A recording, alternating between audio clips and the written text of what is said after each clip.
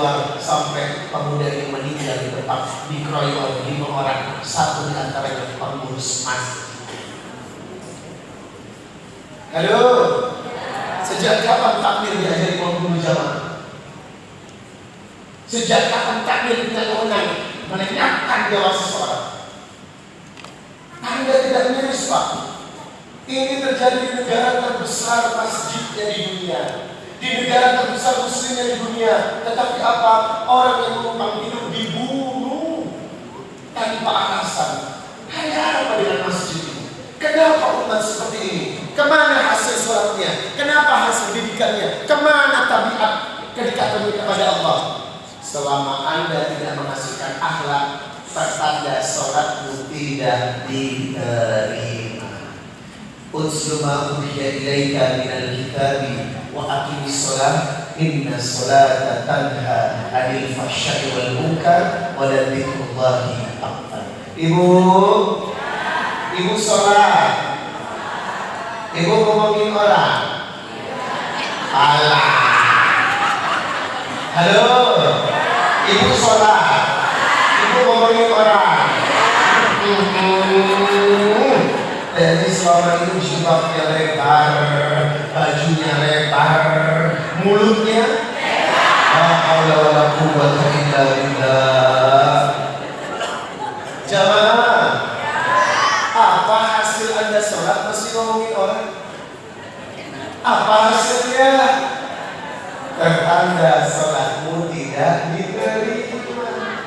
Inna syarata tanha 'anil fahsya'i wal munkar. Sholat itu mencegah fahisya. Kalau ada sholat tapi menipu, sholat tapi membunuh, sholat tapi menyakiti, sholat membuli, sholat iri, sholat dengki, pertanda sholatmu tidak menghasilkan.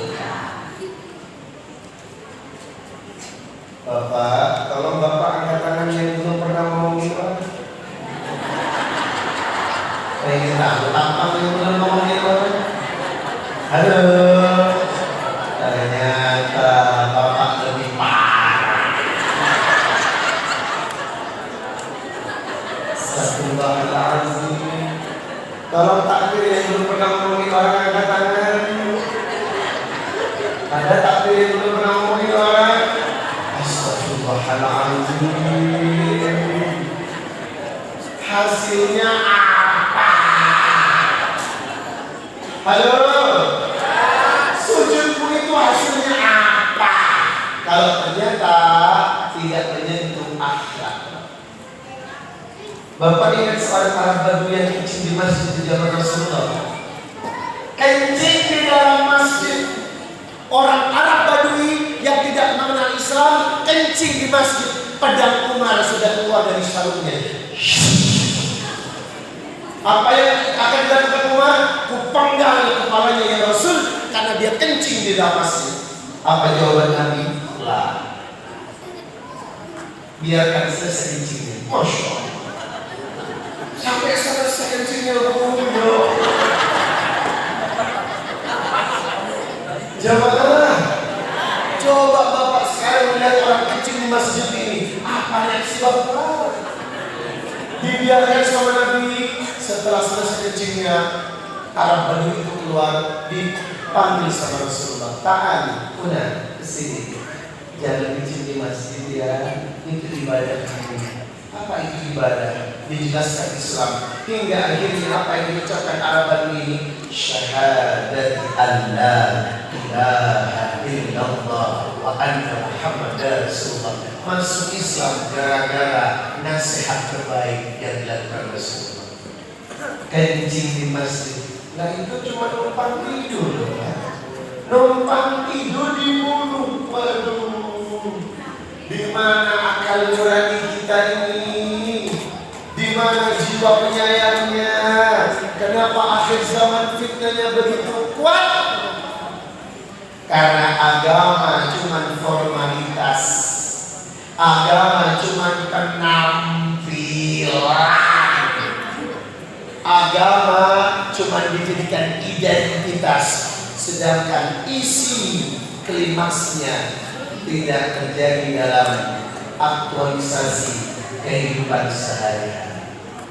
Bu, maka dari itu billahi wal yawmil akhir falyaqul khairan aw yasmut. Orang yang beriman berbicara yang baik, kalau tidak baik lebih baik diam. Kalau Anda amalnya diterima seumur hidup tidak akan pernah ngomongin orang. Ustaz, memang benar kok, maksudnya yang saya omong itu fakta, yaitu namanya ghibah. Kalau tidak benar namanya fitnah. Ada orang gemuk amalnya itu ghibah. Dia emang gemuk. Ibu dikasih kue patahnya, coba kita patahnya ini. Masih ada isinya, Pak? Oh, masih utuh, Masya Allah. Ada risol di dalamnya, ya enggak? Ditanya, risolnya enak?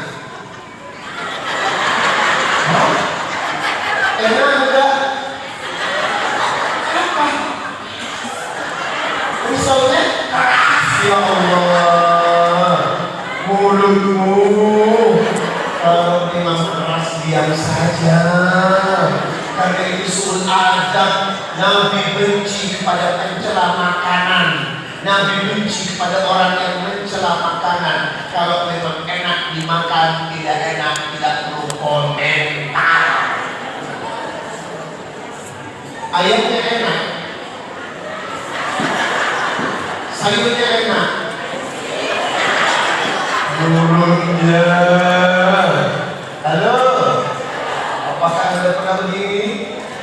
Astagfirullahaladzim. Saya memberikan kue Bapak. Kenapa belum dimakan? Keras.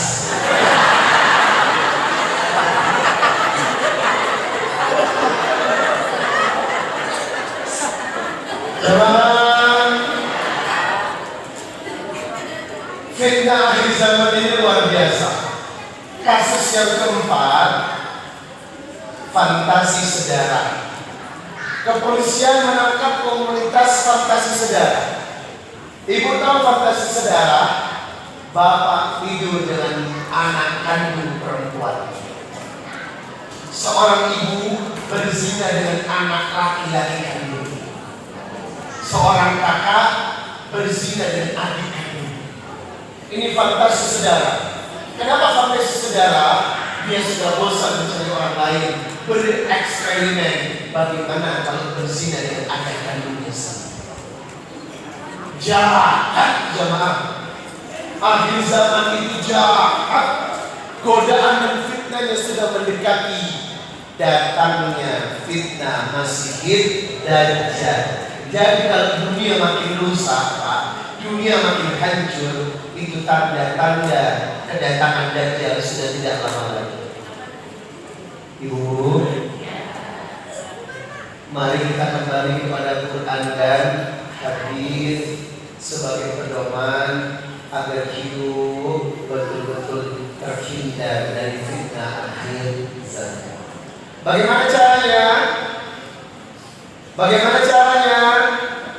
Yang pertama tadi, tetap menjadikan Quran dan hadis sebagai bacaan harian.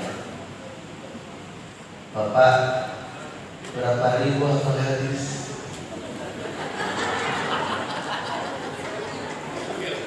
Katanya mencinta Rasul. Berapa ratus hafal hadis? Halo, kenapa meninggalkan cinta? Saya sering bertanya sama ibu-ibu, katanya pencinta Nabi, berapa ratus hafal hadis? Padahal hadis itu harus dihafalkan. Kenapa harus dihafalkan? Ya memang harus dihafalkan. Kalau Bapak tidak menghafalkan, berarti Anda tidak belajar. Ibu, lah ibu selama hidup menjadi umat Nabi tidak hafal hadis. Najis rala. Yang ibu hafalkan apa? TikTok. Ya Allah jamaah. Mari kita kembali kepada Quran dan hadis. Apakah ada pesan dari Rasulullah? Ada. Apa bunyinya? Jangan kemana-mana. Saya akan kembali setelah yang satu ini. Makan kuenya.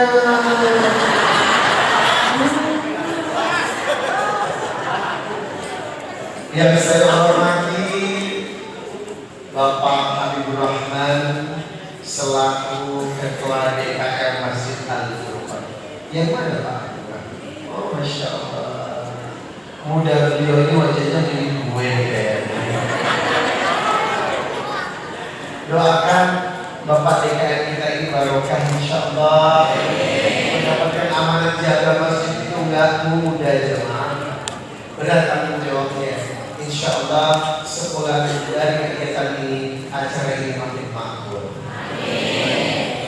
Apa yang mesti kita lakukan? Hadis riwayat Abu Daud nomor 4607, Tirmidzi nomor 2676. Inilah cara menghadapi godaan akhir zaman. Yang pertama, usikum bitaqwallahi azza wa jalla.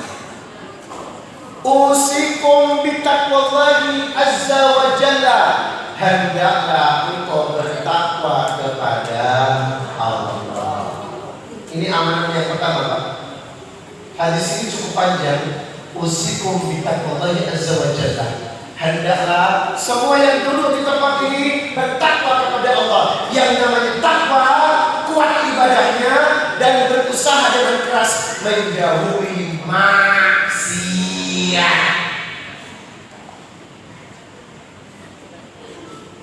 Angkat tangan yang pernah nonton video porno. Jangan ngomongin gue. Halo, dari sini dulu nih. Jujur, gak usah. Pernah tidak nonton video porno?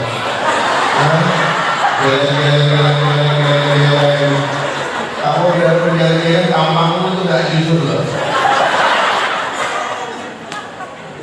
Sebelahnya,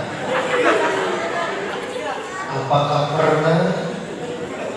Gak pernah sekali. Astagfirullahaladzim. Ibu, kalau ada anak sudah berani nonton video porno, dalam riset kedokteran, memori otaknya mengalami kehancuran seperti orang geger otak jatuh dari sepeda motor. Satu kali anak ini nonton video porno, langsung hancur memori otak. Itu kenapa kemaksiatan harus dijauhi. Usikum bitaqwallah. Dengan cara apa? Bertakwa kepada Allah. Yang dilarang jangan dikerjakan, yang diperintah totalitas laksanakan. Itu total takwa. Jamaah, bentengnya apa? Lanjut hadisnya. Wasam'i wa ta'ati. Dengarkan dan taati. Kalau sudah perintah Allah itu datang, wasam'i wa ta'ati, dengarkan dan taati, maka ketika ada perintah, kerjakan secara totalitas. Apa benteng dari kemaksiatan? Ibadah yang maksimal. Halo, Ibu tahu tidak 24 jam ibadah Rasulullah? Bapak mesti paham bagaimana ibadah Nabi dari pagi sampai malam. Ibu, Nabi membuat energi pagi jam 3 dengan mengerjakan sholat tahajud 11 rakaat, 8 tahajud, 3 witir. Pertanyaan, Ibu, apakah tahajud pun sudah 11 rakaat? Najis kerawan. Kata umat Nabi. Halo, pegangannya Quran, betul? ومن الليل فتهجد به نافلة لك عسى أن يبعثك ربك مقاما محمودا. Bangunlah pada sebagian malam untuk beribadah tahajud. Siapa yang salat tahajud duduk di derajat paling mulia di sisi Allah. Semalam tahajud ya. Semalam bangun ya? Bangun kecil tidur lagi. Bapak harus tidur energi Nabi, Pak. Tiap malam 03.00 beliau tahajud dan tidak pernah putus tahajud. Ibu, apa kata Rasulullah dalam hadis Muslim? Afdhalus sholati ba'da fardhi sholatul lail. Salat yang utama setelah 5 waktu adalah tahajud. Jamaah, kenapa ayam berkokok sebelum adzan subuh? Kenapa ayam berkokok saat jam 3? Karena dia melihat malaikat dan Allah turun ke langit dunia. Wow. Ini saya bongkar rahasia. Jam berapa Allah turun ke langit dunia? Jam berapa Allah menyaksikan hamba-hamba yang beribadah? Yanzilu Rabbuna ila samai dunia kullu lail hina yabqa thuluthul lail akhir. Allah melihat kita di sepertiga malam terakhir antara jam 3 sampai adzan subuh. Masya Allah. Faliyakul, Allah berkata, "Mayyadamuni fa'astajib lahu." Siapa yang berdoa di jam tahajud, doanya dikabulkan. Mayyas'aluni fa'tiyahu. Siapa yang meminta, kesedihannya diangkat dengan kebahagiaan. Mayyastakfiruni fa'ghfir lahu. Yang beristighfar dosanya diampuni, maka demi Allah yang rajin tahajud hidupnya bahagia. Yang tidak bahagia sudah kelihatan. Tahajudnya jarang. Setelah tahajud, apa yang Nabi lakukan? Wa yunazzilu minal Qur'ani ma huwa syifaa'un wa rahmatun lil mu'minin. Membuka obrolan melalui bacaan Al-Quran. Ngaji di pagi hari saat orang tidur, mantul, mantap betul. Coba Bapak biasakan ngaji pada tahajud, mantap, nikmatnya luar biasa. Di keheningan malam Anda membaca ayat-ayat Allah, luar biasa. Halo, setelah itu nunggu subuh. As-salatu khairum minan naum. Salat lebih utama daripada pertanyaannya, apakah di blok ini salatnya 5 waktu di masjid? Jangan bohong. Halo, saya jujur, minta Bapak jujur. Apakah Bapak 5 waktunya selalu di masjid? Astaghfirullah Rabbal Astaghfirullah.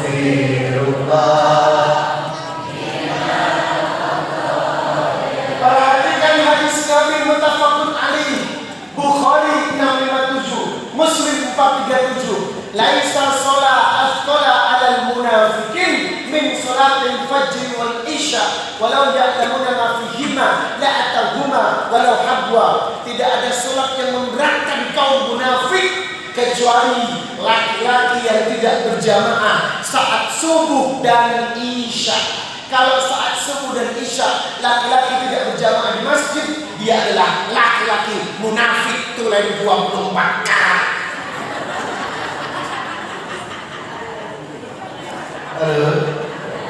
Maaf ya, jangan tersinggung, terhina boleh. Laki-laki yang tidak berjamaah saat subuh dan isya ini munafik. Walau ya'lamuna ma fihima la atuhuma walau habwa. Seandainya dia tahu kekuatan subuh dan isya berjamaah, dia akan tetap datang ke masjid walaupun dengan cara merangkak. Sakit keras pun datang ke masjid karena kekuatan sholat subuh dan isya. Nah, kalau ada laki-laki tak mau berjamaah, tolong dipertanyakan dia laki-laki benar atau laki-laki jadi-jadian. Ibu, apakah Anda punya model suami sering sholat di rumah lima waktunya? Ada? Berarti kalau begitu tolong dinasihati, tidak pantas laki-laki di dalam rumah. Rumah miliknya perempuan, waqarna fi buyutikunna. Sebaiknya di masjid. Kalau tetap dinasihati dan tidak mau, terpaksa lanjutkan dengan usaha yang kedua, berbagi mukena. Suami Anda nggak pantas pakai sarung, pakai apa bu?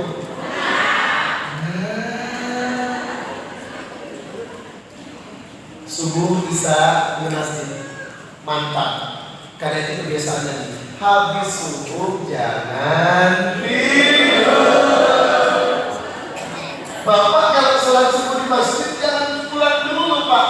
Man sholat subuh fi jamaah. Siapa yang sholat subuh berjamaah, thumma qa'ada, ia tetap duduk di tempat duduknya. Fadzukurullah, dilanjutkan berzikir pagi kepada Allah. Hatta tatu asyam, sampai matahari terbit syuruk. Thumma shalla raka'ataini, menutup dengan 2 rakaat salat isyraf karena ta'ajjud hajjat wa umroh, maka mendapat pahala umroh. Masya Allah. Pertanyaannya, apakah bapak-bapak kalau habis subuh masih tidur atau tidur? Gak boleh loh, dilarang tidur setelah subuh pak.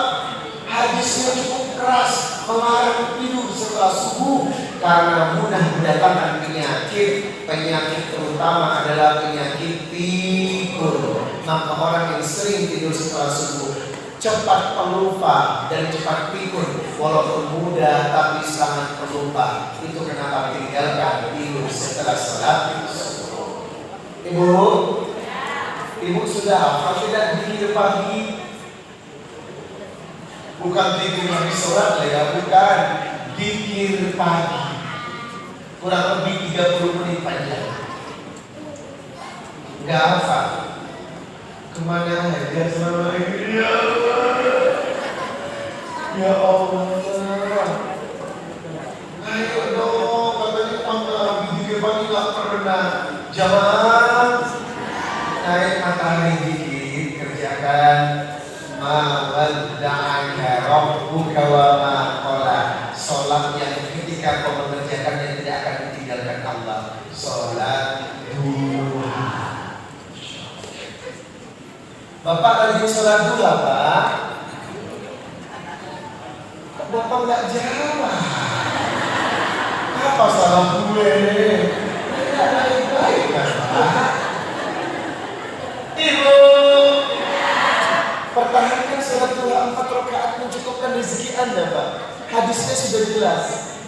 Habis duha silakan beraktivitas, yang kerja, yang masak, kesibukan anak kesibukan. Yang penting satu saja, jangan ngomongin orang. Ustaz, kita nggak ngomongin, cuman kalau begini.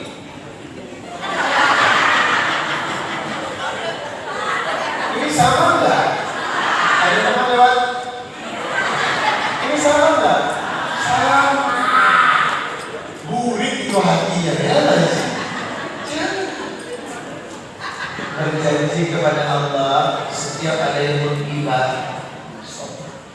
Kalau Anda bisa stop, pegang muka.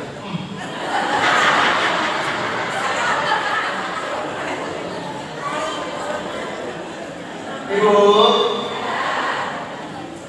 Allahu Akbar menjelang adzan zuhur. Arba'an qabla dhuhri futihat abwabus sama. Siapa yang mengerjakan 4 rakaat sebelum zuhur, pintu langit terbuka untuk mengabulkan doa-doa Anda. Bapak, qabla dhuhur yang 2 rakaat ditambah menjadi 4 rakaat. Sempurnanya Nabi salat qabla dhuhur 4 rakaat. Ibu, man shalla qabla dhuhri arba'an wa arba'in ba'daha faharun 'alan nar. Siapa yang sholat 4 rakaat sebelum zuhur dan 4 rakaat setelah zuhur diharamkan api neraka. Masya Allah. Habis sholat zuhur tambah 4 rakaat ba'diyah, sempurna sholat adzan. Habis zuhur kaulilah tidur siang. Dianjurkan tidur siang untuk bisa bangun sholat tahajud dan baik untuk kesehatan. Itu dipraktekkan sama orang Jepang. Ibu, di Jepang jam 12 disiapkan bantal untuk semua karyawan dan siswa tidur dalam 1 jam saja karena tidur siang itu penting. Jangan heran kalau orang-orang Jepang jam 12 sudah tidur 1 jam sampai jam 1. Itu dipraktekkan. Ibu, Jepang itu tidak Islam tapi mengadopsi hukum-hukum Islam. Kebersihan sebagian daripada iman. Ibu tahu di Jepang selokannya itu sebening akuarium. Selokan di Jepang dihidupi oleh ikan koi. Bening banget. Kita bandingkan selokan di Cibitung, Bekasi. Halo, selokan di rumah ini. Siapa penghuninya? Kecoa. Bapak nggak malu, Pak? Jepang yang tingkat ateis, tidak mengenal Tuhan, tetapi kebersihannya mengalahkan umat Islam yang punya prinsip hadis kebersihan sebagian daripada iman. Sampai selokannya bening, ada ikan koinya. Bapak ada selokan di sini? Ikan apa, Pak? Ikan kecoa. Aduh, mati sekali parah. Jemaah, hayya 'alas shalah. Oh, adzan asar berkumandang. Kerjakan bayi muakkad. Man shalla arba'an qabla al-'ashr rahimallah. Siapa yang salat 4 rakaat sebelum asar akan dicintai Allah. Maka sunnahnya 4 rakaat sebelum asar. Habis asar apa yang dilakukan Nabi? Dikir sore. Selesai dikir sore, maghrib, sholat maghrib. Setelah maghrib 2 rakaat ba'diyah maghrib. Antara maghrib dan isya membaca Al-Quran. Setelah isya 2 rakaat ba'diyah isya. Setelah isya tidur. Disunahkan tidak ada agenda kecuali agenda ceramah seperti ini. Boleh. Ustaz, kalau habis ba'diyah isya nonton dangdut akhir Indonesia boleh?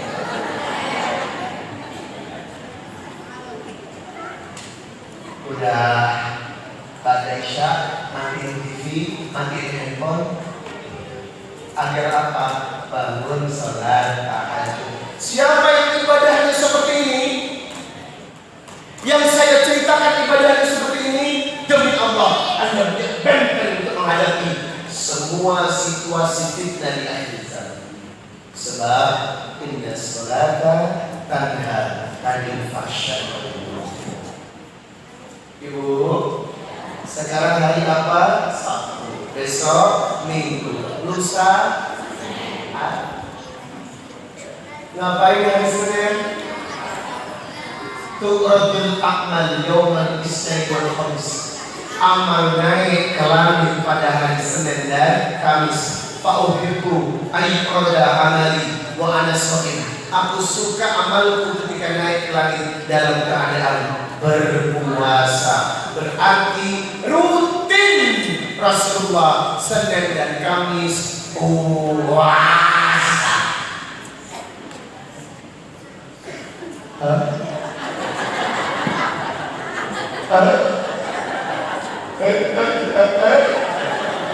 Apakah Bapak rutin puasa Senin pun? La haula wala quwwata illa billah. Lah sekarang kalau tidak puasa Senin Kamis, tidak mungkin orang Kristen kita suruh puasa Senin dan Kamis, betul Pak? Kita ini umat Nabi. Apa susahnya seminggu 2 kali puasa Senin dan Kamis? Mati Pak? Puasa Senin dan Kamis cepat mati. Ramadan aja sebulan kita baik-baik saja ya nggak sih? Bapak puasa Pak.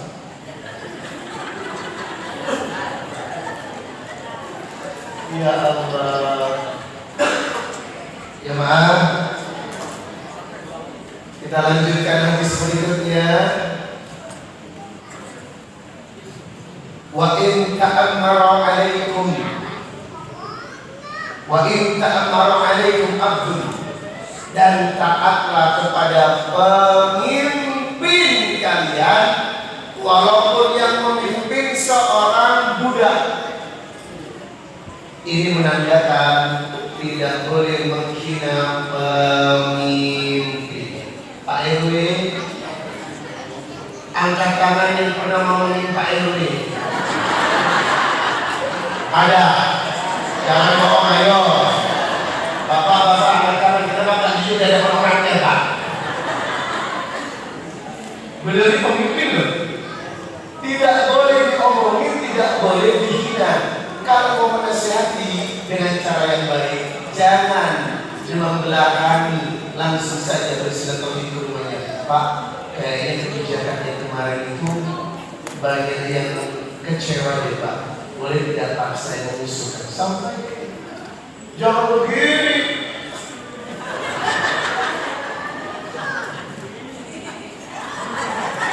Halo, apakah Bapak saya begitu Pak? Ngomongin orang di belakangnya Pak? Tidak boleh. Pemimpin tidak boleh dicaci maki. Fa'in ta'ammara 'alaikum abdun, walaupun pemimpin ada mantan budak, tetap hormati.